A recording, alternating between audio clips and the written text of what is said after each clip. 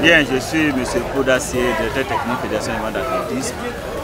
Alors, cette journée du 17 février, nous sommes retrouvés ici à San Pedro pour les interclubs zone D, qui a vu la participation de 4 clubs, à savoir un club de San Pedro, 2 clubs de Daloa et un club de Mans. Et le tout premier club de Mans d'ailleurs qui a pris du service cette année et qui s'est engagé pour les interclubs. Et aussi ce sont des actions à saluer parce qu'il y a des clubs qui ont fait des années et des années qui ne veulent pas participer aux interclubs. Si Mans a ouvert les portes pour l'athlétisme et commence avec les interclubs, déjà c'est une action à saluer. Et donc déjà en général, si vous voyez au niveau des seniors, aux 100 mètres, c'est un athlète de Mans qui a remporté les 100 mètres au niveau senior et au niveau des 200 mètres aussi. Et quand on regarde l'ensemble et le temps qu'ils ont eu pour se préparer, nous croyons qu'à Mans, nous allons avoir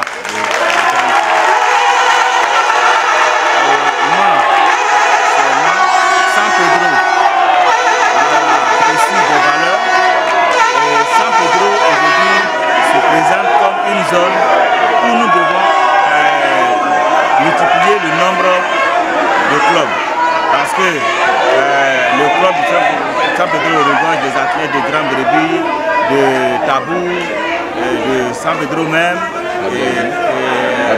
Gabiadji, et bientôt Sassandra. Et donc vraiment nous allons mener 2 actions pour permettre à ces zones-là d'être autonomes en termes de club. Dieu merci, San Pedro vient de recevoir un stade flambant neuf, le stade Laurent Pocou, offert par le président de la République. Et ce stade-là, nous n'allons pas permettre que le stade chôme. Et nous avons vu aussi dans le stade un chronométrage électrique avec des starting blocks de la nouvelle génération. Vraiment, nous sommes réjouis et nous sommes encore plus galvanisés à mettre la main à la pâte pour que la région d'ici puisse vraiment sortir de grands athlètes pour que la Côte d'Ivoire puisse être très directe. Aujourd'hui, nous avons fini avec la zone D où un seul club partira pour la finale nationale. Et le 24, nous serons à Bangourou avec la zone C. Et là-bas, nous aurons Bondoukou, à Niblekro, à Bangourou qui vont se retrouver et nous allons voir aussi ce que cela pourrait donner. Donc après ça, nous allons nous retrouver à Boaké. Après Boaké, nous revenons à Abidjan.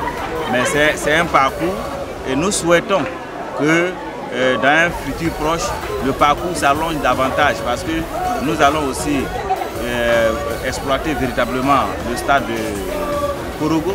Donc vraiment, nous allons faire de grands parcours par an, permettre à nos athlètes de connaître d'autres localités et de se frotter à leurs camarades, de sorte que vraiment l'athlétisme soit l'un des sports aimés et qui donne aussi qui fait aussi des résultats. Est-ce qu'à travers ces talents qui vont naître, qui vont éclore à partir de ces interclubs, on pourra avoir quelques noms qui figureront dans la liste de ceux qui participeront aux Jeux africains? Ici, il faut dire que l'objectif premier, c'est de pouvoir faire une sélection préliminaire pour préparer déjà les 5 nations que nous allons abriter, qui va avoir la participation des gosses de moins de 20 ans et les moins de 18 ans. Et ça, c'est en avril. Donc, nous allons faire déjà une sélection préliminaire pour cette compétition-là.